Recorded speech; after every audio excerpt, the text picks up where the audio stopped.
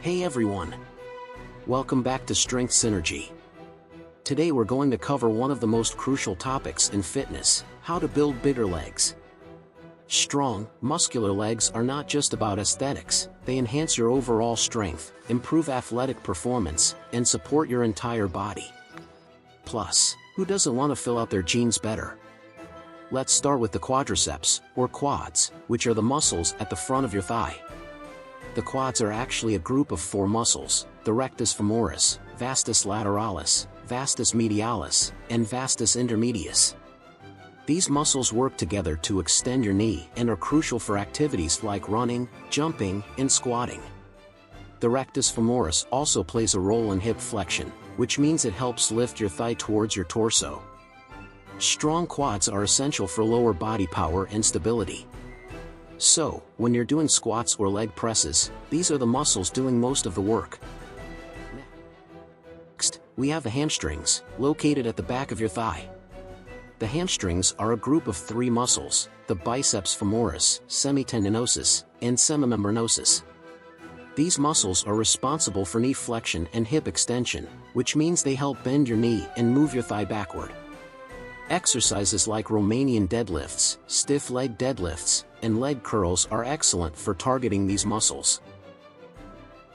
Now, let's talk about the glutes, the powerhouse of your lower body. The gluteal muscles consist of three parts: the gluteus maximus, gluteus medius, and gluteus minimus. The gluteus maximus is the largest muscle in the body and is responsible for hip extension, external rotation, and the overall shape of your buttocks. The gluteus medius and minimus play crucial roles in hip abduction and stabilization, especially during walking and running. Squats, deadlifts, and hip thrusts are some of the best exercises to work these muscles. Moving down to the lower leg, we have the calf muscles, which include the gastrocnemius and the soleus.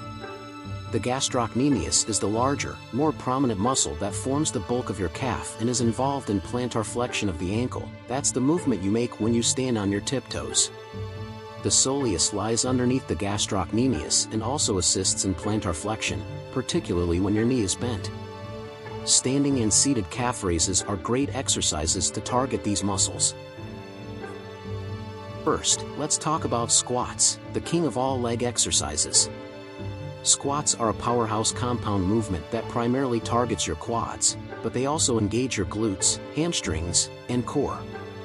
To perform a squat, stand with your feet shoulder-width apart, keep your chest up, and your core tight. Lower yourself by bending at the hips and knees until your thighs are parallel to the ground, then drive through your heels to stand back up. Aim for 3 sets of 8 to 12 reps, and if squats aren't your thing, you can also try hack squats or leg presses. Both are excellent alternatives that focus on the quads and allow you to lift heavy with a bit more support. Next, we need to target those hamstrings with a hip hinge movement like the Romanian deadlift, or RDL. The RDL is fantastic for working your hamstrings, glutes, and lower back. To perform an RDL, stand with your feet hip-width apart and hold a barbell with an overhand grip. Keep a slight bend in your knees, hinge at the hips, and lower the bar down the front of your legs while keeping your back straight. Once you feel a stretch in your hamstrings, drive your hips forward to return to the starting position. Aim for 3 sets of 8 to 10 reps. Other great options for hitting the hamstrings include stiff leg deadlifts, or good mornings.